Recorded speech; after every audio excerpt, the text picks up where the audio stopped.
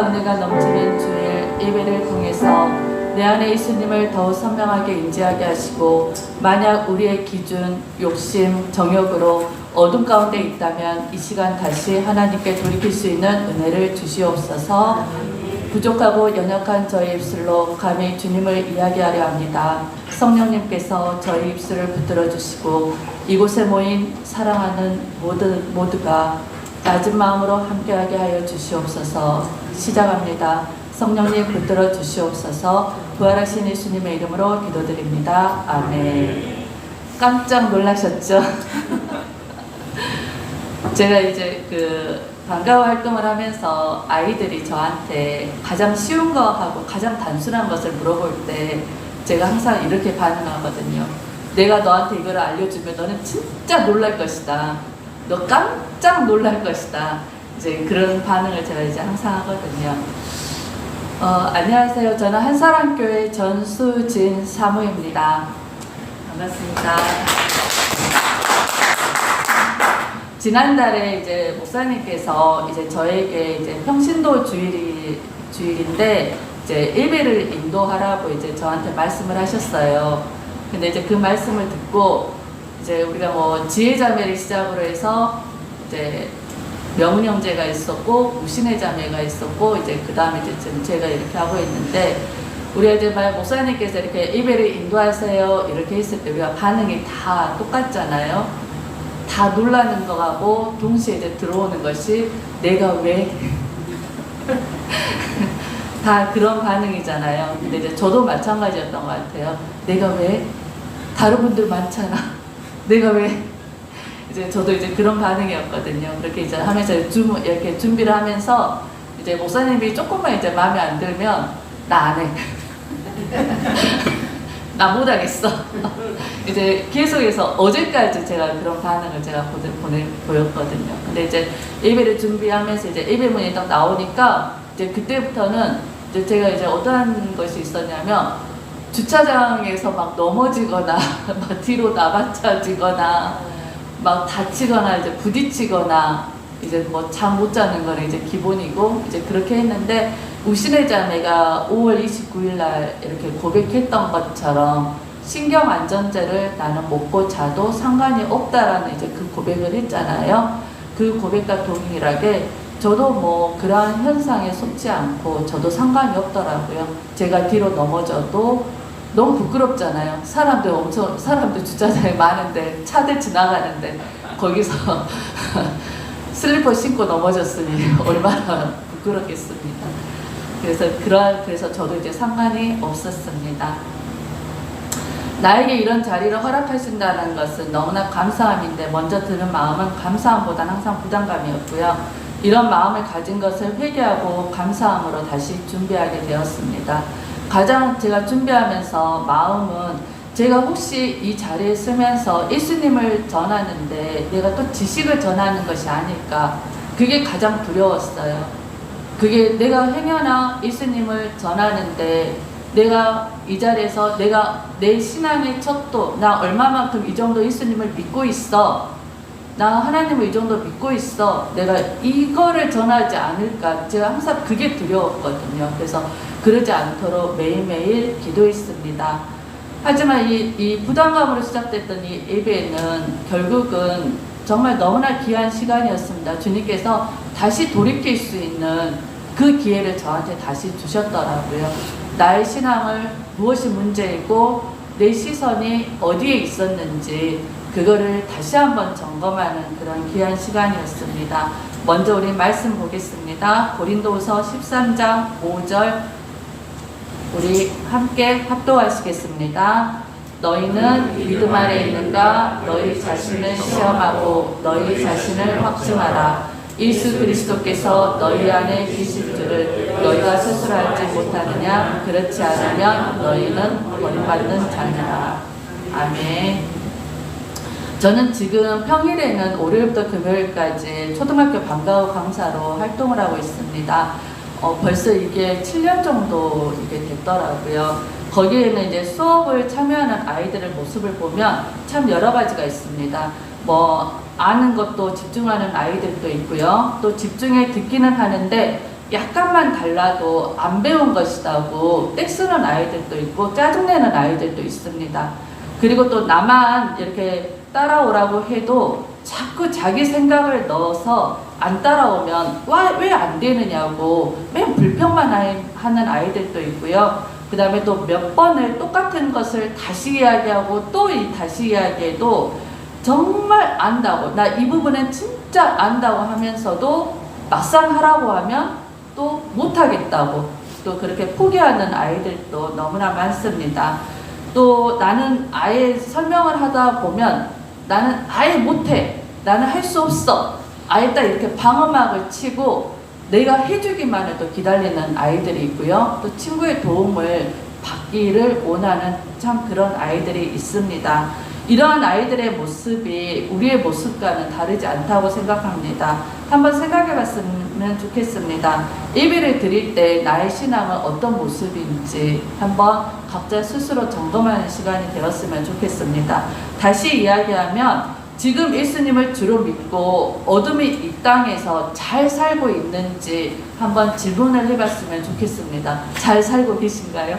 잘 살고 계신가요? 정말 잘 살고 계신가요?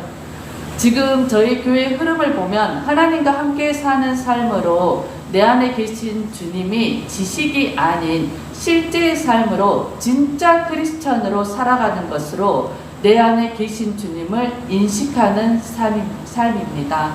몇 주 동안 예배를 드리면서 저에게 의문이 들기 시작했어요. 나는 진짜 크리스천일까? 정말 내 안에 계신 주님을 인식하고 살고 있을까? 근데 너무나 부끄럽지만 이거를 예배를 준비하면서 저는 아니다고 그렇게 대답을 할 수밖에 없더라고요. 내가 사람들 앞에서는 저는 예수님 잘 믿고 있어요, 그렇게 이야기를 할 수가 있지만 막상 주님 앞에 섰을 때는 그렇게 이야기할 수가 없는 제 모습을 봤습니다. 우리가 천정원 자매님이 나는 주님의 것입니다, 그러니 주님께서는 다 옳습니다라고 고백을 했습니다. 이 고백은 우리가 그냥 글자로는 충분히 고백을 할 수가 있지만 감히 입술로 하나님 앞에서는 고백을 할 수 없는 고백이 아니다라는 것을 알게 되었습니다. 내가 복음을 붙잡고 있다고 하더라도 복음의 능력을 인정하지 않았던 것 같습니다. 내가 복음의 능력을 모르고 있기 때문에 내 삶에는 아무런 능력이 되지 않았던 것 같습니다. 다시 말해서 주님을 믿는다고 하지만 실상 삶에서는 주님을 믿지 않았던 것이고 믿고 싶지 않았던 것이 어떻게 보면 더 옳은 것 같습니다. 꼭 살아갈 때 모든 일이 잘 되어야만이 내 뜻대로 내가 원하는 대로 잘 된다고 보기 좋다고 해서 복음의 능력이 있는 삶은 결코 아니라는 것입니다. 복음의 능력은 내가 어떤 상황에 부딪혀 있어도, 내가 지금 병이 낫지 않아도, 지금 내가 가진 것이 없어도, 지금 내가 두려움에 떠나가지 않아도, 지금 내가 어떠한 문제로 괴로워하고 있어도 그거와 상관없이 천정원 자매가 고백했던 것처럼 주님은 다 옳습니다라고 고백이 나올 수 있을 때 그때 복음의 능력이 나타난 것 같습니다. 저는 지금 나이가 50이 되어갑니다. 마음은 23살인데요. 숫자로는 50이더라고요. 그래서 모든 중년 여성이 다 겪고 있는 갱년기 현상이 있습니다. 뭐 볼이 빨개지는 거, 갑자기 화가 확 올라오는 거, 이런 현상이 있는데요. 그 중에 가장 괴로운 것이 뭐냐면 불면증입니다. 잠을 못 자는 거, 이게 너무 힘들더라고요. 다음날 아무 일정이 없으면 안 자도 상관없다라는 그런 고백이 쿨하게 주님 앞에 나옵니다. 주님께 저 안 자도 괜찮아요 라고 이야기할 수가 있는데, 다음에 일정이 있거나 수업이 있을 때는 치고 들어오는 생각이 끊어지지 않아서 잠을 새벽 2시간, 3시간, 4시간이 못 잘 때도 못 자게 되면 다음에 일이 있기 때문에 너무너무 괴로운 거예요. 너무너무 괴롭습니다. 너무나 괴로운 그때는 주님께 저 안 자도 괜찮아요 라는 고백이 절대 나오지가 않더라고요. 행여나 그러한 생각이 들어올까봐 다른 생각으로 확 바꿔버려요. 행여나 날 주님한테 주님 저 안 자도 괜찮아요, 그 고백이 나올까봐 아, 주님 저 내일 예배도 드려야 되고요. 주님 저 내일 일도 있고요. 이런 생각으로 확 바꿔버리더라고요. 이게 너무나 악한 것 같습니다. 그러다가 이제 기도를 하는데도 주님 저 좀 잠 좀 자게 해주세요. 제발 잠 좀 자게 해주세요. 이렇게 계속해서 기도를 하고 있는데도 3시가 넘어가 4시가 넘어가 그렇게 했을 때도 잠이 안 들어 있으면 이제 막 화가 나게 이제 막 시작을 해요. 아, 나 내일 이것도 해야 되는데, 아, 주님께서 왜 안 들어주시지? 나 기도했는데, 막 이런 반응이 막 올라오는 것 같습니다. 근데 사실은 잠을 자든 안 자든 잠을 못 잔다고 해서 우리가 그 다음 날에 무슨 일이 일어나는 것이 절대 아니더라는 것을 알게 되었습니다.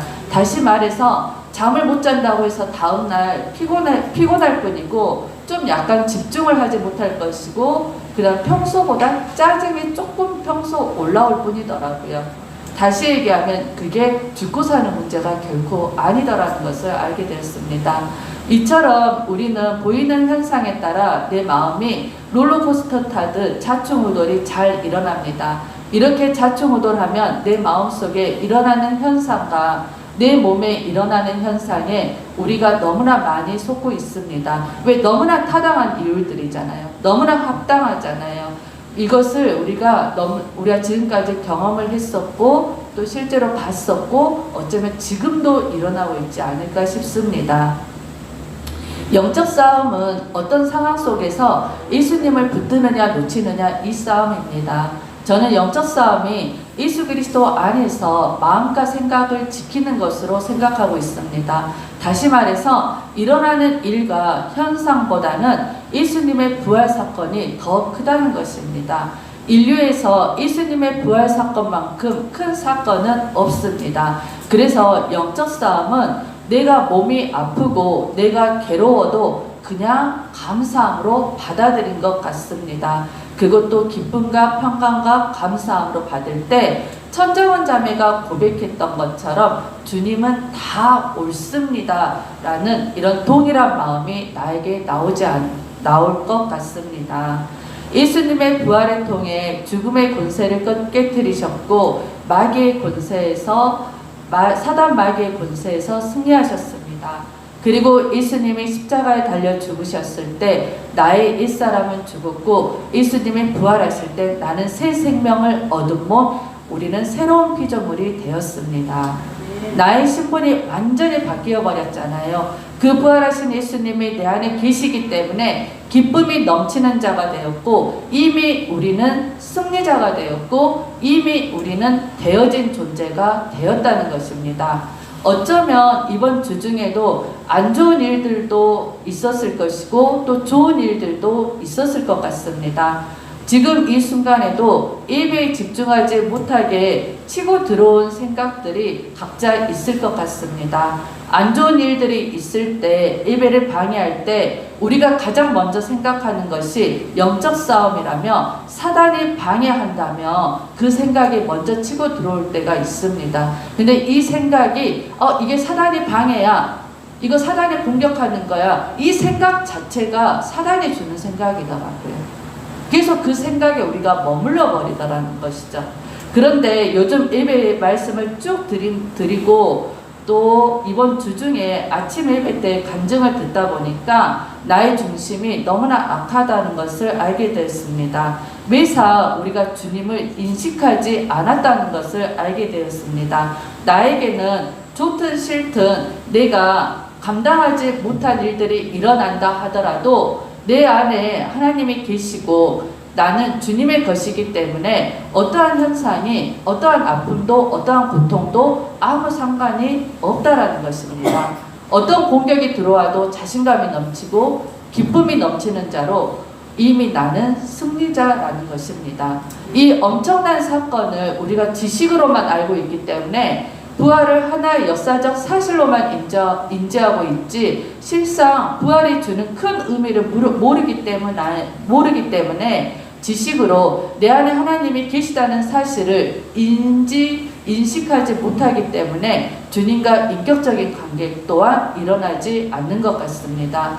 우리는 몇십 년의 신앙생활을 하고 있는데 이러한 신앙의 기간과 직분과 사람과의 관계 속에서 아무 말 잔치로 나의 신앙의 깊이를 충분히 윽습될 수가 있지만 주님께서 보실 때는 우리의 이런 모습을 봤을 때 너무 악하다라는 것입니다. 하지만 우리는 주님 앞에서의 삶이지 사람들 앞에서의 삶이 결코 아니라는 것이죠. 이 부분이 내가 인지하며 의식을 하고 있다면 안 되는 부분에서 고민하고 엎드리지만 반면 나는 잘하고 있어. 나는 잘 믿고 있어. 여기서 그냥 그렇게 살 수밖에 없다라는 것입니다. 근데 더 무서운 것은 내가 지금 잘 믿고 있지 않고 내가 무엇이 문제인지를 인지하고 의식하면서도 주님 앞에서 여러 가지 변명만 하고 있다라는 것이죠. 그러면서 나는 아주 주님을 잘 믿고 있다고 착각하고 또 대답하고 있다라는 것입니다. 근데 주님께서는 그런 나를 모른다고 말씀하시잖아요. 이게 너무 무섭습니다. 내가 그런 존재가 아닌가. 그래서 날마다 엎드릴 수밖에 없습니다.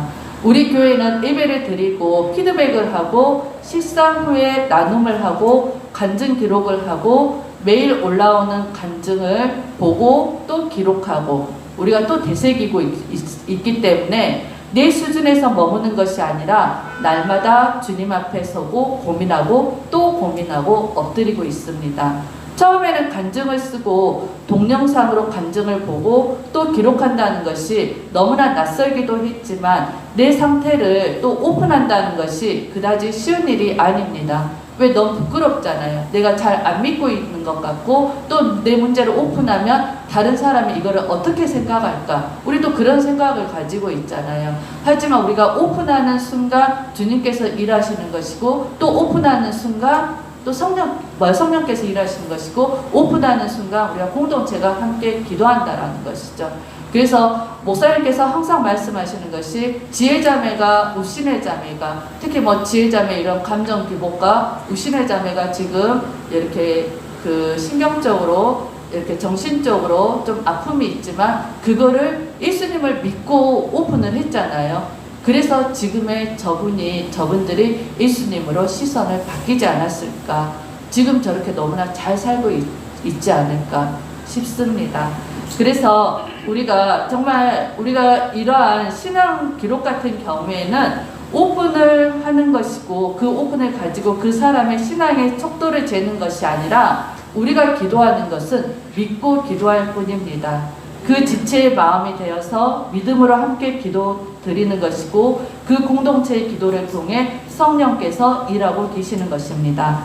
지금 생각하면 이러한 간증 기록이 내가 나에 있던 이 시선이 주님으로 이 시선으로 바뀔 수 있는 가장 너무나 엄청난 그 능력이지 않았을까 싶습니다. 그래서 너무나 감사합니다. 간증 기록은 저는 이렇게 시작합니다. 주님 저 여기 있어요. 주님 저 여기서 잘 살고 있어요. 주님 저 여기서 주님 잘 붙들고 있어요. 그렇게 해서 계속해서 주님한테 신호를 보내는 거예요. 계속해서. 내가 잘나서 내가 못나서 신호를 보내는 것이 아니라 내가 주님 없으면 못 살기 때문에 내가 이 신호를 보내는 것입니다. 그래서 저는 이 간증 기록을 저는 산소호흡기로 생각하고 있습니다. 제가 만약 이 산소호흡기를 떼버리면 저는 죽는 것입니다. 우리 교회는 하루에 첫 예배 때 간증을 보고 말씀을 보고 기도를 합니다. 우리가 이제 동영상 올라온 것을 동영상을 보면 우리가 집중이 안 될 때가 너무나 많습니다. 또 어느 날은 또 멍할 때도 있고 또 어느 날은 듣고는 있지만 이 간증의 내용이 무슨 말인지를 전혀 못 알아먹을 때도 있고 또 아니면 정말 알 듯하면서도 모를 듯하면서도 애매할 때가 너무나 많습니다. 집중하지 못한 것이 며칠 동안 계속 지속되다 보면 또 그게 핑계가 되어서 기록하는 것도 말씀 보는 것도 기도하는 것도 또 간증하는 것도 간증 기록하는 것도 다 게을러지게 되는 것이고 결국은 그 간증 영상을 안 봐버리는 것이고 포기해버리는 일들이 너무나 이렇게 비일비재에 일어나는 것 같습니다. 간증의 내용들 또한 너무나 낮은 마음이 아니면 들을 수 없는 것, 것이죠. 살짝만 마음이 높아지면 굳어져 있으면 나와는 전혀 상관없이 여겨 더 이상 들리지 않을 때가 있고 듣기 싫을 때가 있는데 내 마음 중심에는 간증 내용의 수준들이 너무나 낮다고 생각할 때가 있었던 것 같습니다.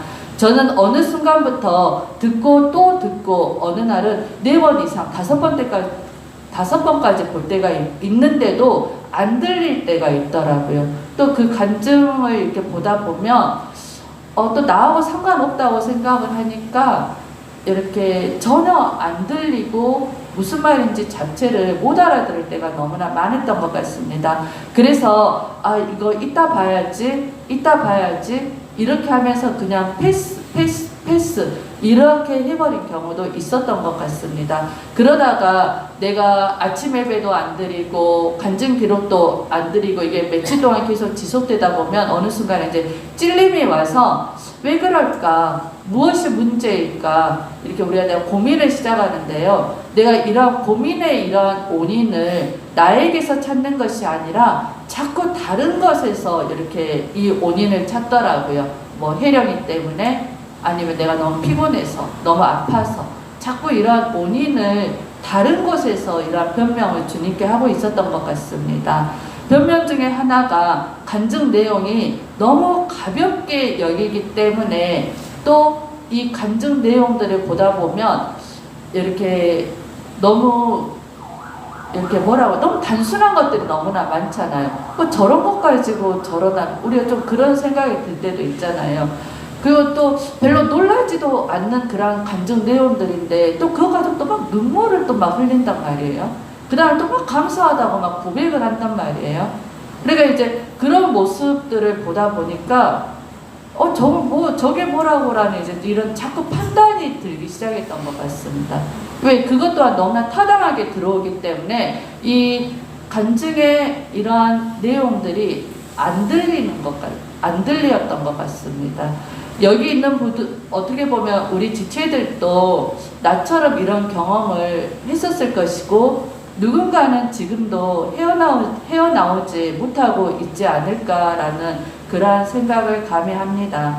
하지만 시간이 지날수록 내 안에 계신 주님이 선명해지고 주님과 인격적인 관계를 맺고 나의 모든 것을 주관하시는 분 앞에서의 삶의 고백이기에 어떠한 간증도 쉽게 넘어갈 수 없게 되었으며 그 간증들을 통해 내가 얼마나 지식적인 삶을 살고 있는지 점검하고 또 점검할 수밖에 없고 무엇이 문제인지를 체크를 할 수밖에 없었던 것 같습니다. 이래서 내가 이 땅에서 잘 살아가는 것이며 잘 살 수 있는 것이라고 그런 마음이 오기 시작했습니다.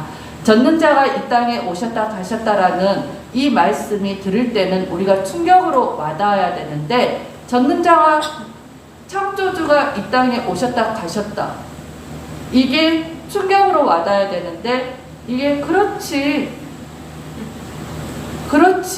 너 이제 알았어? 이런 무미건조한 반응을 했던 것 같습니다. 하지만 지금은 이 말씀이 얼마나 위대하고 능력이 있는 엄청난 말씀인지를 이제야 조금 알 것 같습니다.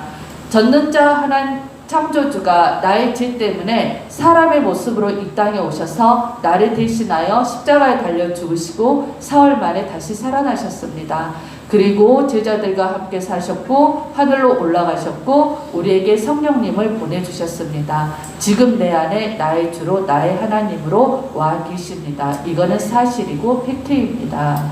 이 사실을 사실로만 알고 있지 나에게는 전혀 충격으로 와닿지 않는 날들이 너무나 많았던 것 같습니다. 핑계를 대자면 너무 이 복음을 창조주가 오셨다 가셨다라는 이 말씀을 너무나 많이 들었더라고요. 매주 들었고 날마다 들었고 귀에 피가 나도록 들었고 딱지가 되도록 들었고 마르고 닳도록 너무 들은 것도 있었지만 그냥 감격 없이 그랬구나 그냥 그걸로 끝이었던 것 같습니다. 예수님 그 자체 본질보다는 다른 역사하심으로 하나님께서 나에게 어떠한 일들을 이루셨는지 내 기도에 얼마나 응답하셨는지 내 건강을 낫게 해주셨는지, 내 직장 문제를 해결해 주셨는지, 내 자녀들의 문제를 해결해 주셨는지 등등 이러한 것에 더 관심을 가졌던 신앙생활을 해왔었습니다. 그렇기 때문에 내 안에 계신 주님이 선명하지 않아 나 따로 주님 따로 감히 주님과 연결조차가 안 되었던 것 같습니다. 다시 말하면 내가 주님과 연결된 삶을 살고 싶으면 연결하고, 내가 연결하고 싶지 않으면 그냥 이분을 완전히 무시해버리는 삶을 살고 있었더라고요. 근데 부활을 통해 이미 나는 예수님과 한 몸, 한 생명으로 연결되어져 버렸습니다. 그런데 나에게 주님으로 시선이 바뀌었을 때 하루에 이러한 모든 상황과 불편한 현상 속에서 또 예수님과 나는 한 몸으로 한 생명으로 연결되었기에 진리가 나를 자유케 하셨고 기쁨과 평강으로 삶 자체가 가벼워지기 시작했습니다. 지금도 살아계신 주님과 함께 사는 것이 지식이 아니고 실제이기 때문에 내 힘과 내 기준과 내 경험이 단 1도 필요 없다라는 것을 알게 되었습니다. 근데 나 혼자 있을 때는 절대 알 수가 없다라는 것을 알았습니다. 나 혼자 있으면 주님을 잘 믿고 있는 것 같고, 나 혼자 있으면 가장 충만한 것 같고, 나 혼자 있을 때는 아무런 별 문제가 없었습니다. 그런데 내가 누군가와 무엇을 하고 무엇을 해야 할 때 내 실상을 정확하게 알 수 있습니다. 한번 각자 생각을 해봤으면 좋겠습니다. 나 혼자 있을 때는 너무나 충만한데 누군가와 함께 있을 때 나의 마음은 어떠하는지, 내가 좋아하는 사람과 함께 있으면 좋은 것이고 내가 싫어하는 사람과 함께 있으면 싫은 것입니다. 교회 안에서나 가정에서나 직장에서나 나는 어떤 마음 중심에서 살고 있는지 우리가 한 걸음 더 들어가서 그 마음들, 생각들이 주님께서 보고 계신다면 내가 그 상대를 판단할 수가 있고 정죄할 수가 있고 말을 함부로 할 수가 있는지 절대 못할 것 같습니다. 근데 저는 너무나 부끄럽더라고요. 어떤 부분에서는 주님을 인정을 하지만 어떤 부분에서는 주님을 전혀 인정하지 않고 그냥 패스 이런 경우가 너무나 많이 일어났던 것 같습니다. 그리고는 또 믿는 척, 또 가장 충만한 척, 그러한 신앙생활을 했었던 것 같습니다. 누군가와 함께 무엇을 한다는 것은 나를 부인하지 않으면 함께 할 수가 없다는 것을 알게 되었습니다. 내가 지금까지 살아온 형태에서 벗어나야 하고 인내해야 하고 참아야 하고 견뎌야 하기 때문입니다. 저는 매일 6시 30분에 우리 교회는 아침 예배를 줌을 통해서 지금 드리고 있습니다. 매일 공동체와 드리는 예배를 이유 불문하고 지금 저는 결단하고 사수하고 있습니다. 매일 내가 예배당에 가서 예배를 드리는 것도 아니고 집에서 드리니 이것마저도 안 하면 너무 주님 앞에 죄송하다라는 그런 마음이 들기 시작했습니다. 저의 알람은 6시 24분입니다. 예배는 6시 30분입니다. 왜 저는 T입니다.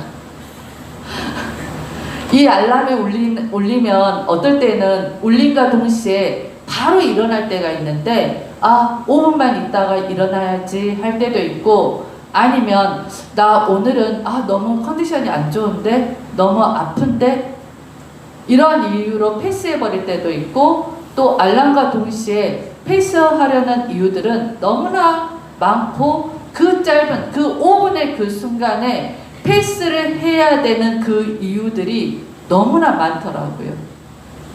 그래서 어떨 때는 그냥 패스해버릴 때도 있습니다. 이렇게 합당하게 들어온 생각들에서 이겨냈을 때 은혜는 엄청 큽니다. 같은 날 같은 시간에 공동체와 함께 기도하고 말씀 보고 간증을 나누는 그날, 그 순간은 다시는 오지 않는다라는 것을 알게 되었습니다. 만약 그때 주님께서 오셨어요. 그 시간대. 근데 내가 자고 있었어요. 근데 주님께서 저에게 야, 너 없더라. 그렇게 했을 때 저는 또 또 변명을 하고 있었을 것 같습니다. 아마 주님 앞에 또 변명을 하거나 변명을 하다가 지쳐서 그게 안 먹히니까 이제 그때부터는 주님 앞에서 입을 닫고 있지 않았을까, 그런 생각이 들더라고요. 공동체와 함께 예배를 드리고 밥을 먹고 교제하기 위해서는 아까도 이야기했듯이 많은 것을 이겨내야 하고 견뎌내야 되고 참아야 하고, 그때는 내가 아닌 우리가 되어야 하는 것 같습니다. 말도 함부로 할 수가 없는 것이고요. 상대를 무시할 수도 없는 것이고요. 왜? 내 안에 주님이 계시듯이 그 상대에도, 그 지체 안에도 주님이 계시기 때문입니다. 우리는 예수님과 한 몸, 한 생명으로 되어서 연합이 되었습니다. 그래서 연합이 되었기 때문에 나는 너가 되는 것이고 너는 나가 되는 그러한 존재가 되었습니다. 그래서 나는 너, 너는 나, 이러한 너무나도 당연한 공동체와 함께 움직였을 때 그 성령의 역사는 엄청 감사합니다. 하나님께서는 나와 1대1 관계도 보고 계시지만 공동체 전체를 보고 계십니다. 천지를 창조하신 하나님께서 온 인류를 보고 계시는데, 한눈으로 보고 계시는데, 거기에서 이 점보다도 너무나 작은 한 사람 공동체를 주목하고 계신다라는 이 사실이 어느 순간 제가 인지가 되더라고요. 그러면서 소름이 끼치더라고요. 하나님께서는 이 온 인류를 창조하셨잖아요. 그 중에서 이 점보다 더 작고 작은 이 한 사람 교회를 주목하고 계신다라는 거예요. 이 사실이 너무 저는 놀라웠습니다.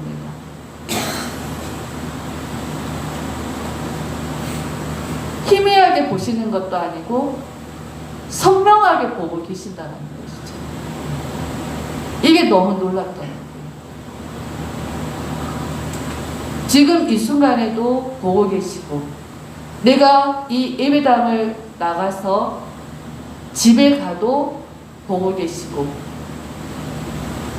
직장에 가도 보고 계시는 것이고, 내가 마트를 가도 보고 계시고, 전수진으로 보고 계시지만 한 사람 공동체의 그 일원으로 보고 계시다라는 것이죠. 그래서 저는 이게 너무 놀랍더라고요. 그래서 신앙은 부활신앙이고, 이 신앙, 이 부활신앙으로 우리가 갈 수 있는 것은 공동체 신앙밖에 없구나. 공동체와 함께 갈 수밖에 없겠구나. 공동체와 함께 한다는 것이 얼마나 놀라운 능력이고, 이 복음의 비밀은 이 공동체 안에 있다는 것입니다. 나 혼자서는 할 수 없지만 공동체가 함께라면 우리는 뭐든 할 수가 있습니다. 만약에 목사님이 어디에서 목사님한테 막 뭐라고 하고 있었어요. 근데 목사님 아무 말도 못하고 막 당하고 있었어요. 우리가 우르르 갔어요. 우리가 굳이 말하지 않아도 그 상대는 끼 할 수밖에 없다는 것이죠.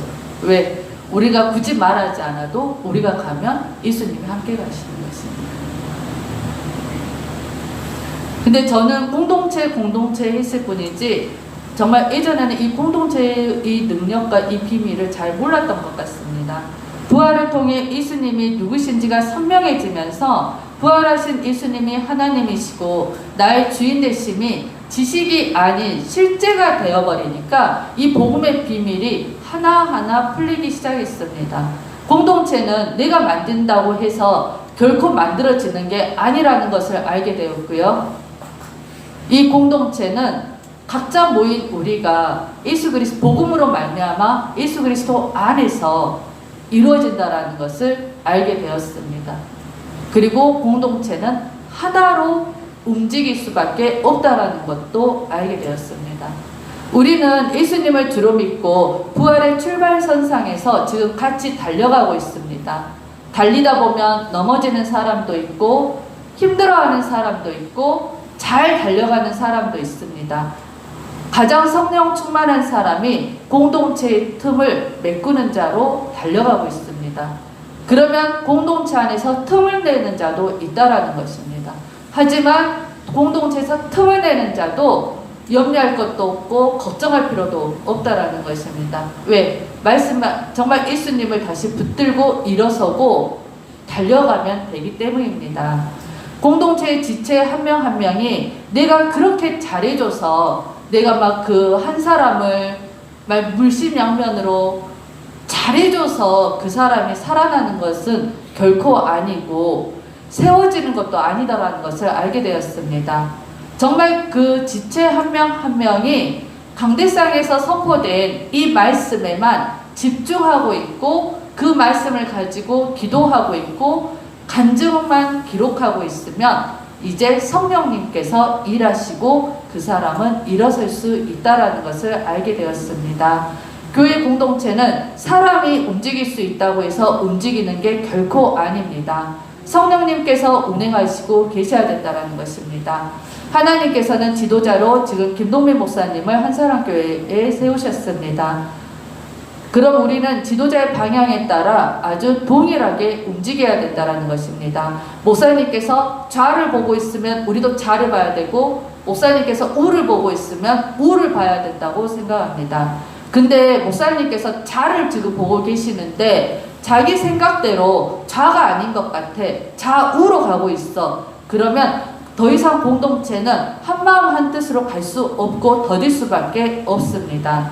공동체가 움직이기 위해서는 내 경험과 내 생각과 내 기준, 지금까지 해왔던 신앙의 방식들을 완전히 내려놓지 않으면 함께할 수가 없습니다. 공동체 안에서는 여러 가지 모양이 있습니다. 하지만 각기 다른 모양을 하나로 만들 수 있는 것은 복음입니다. 선포된 말씀, 목사님께서 강대상에서 말씀하시고 계시는 것에 초집중을 하고 맞춰 나가야 합니다. 넘어진 사람이 있다면 우리는 그 사람들을 위해서 무릎으로 기도하고 믿고 기다려주면 되는 것 같습니다. 우리 목사님께서 가장 잘하시는 것이 있습니다. 그게 뭘까요? 기다림입니다. 기다려주는 것입니다.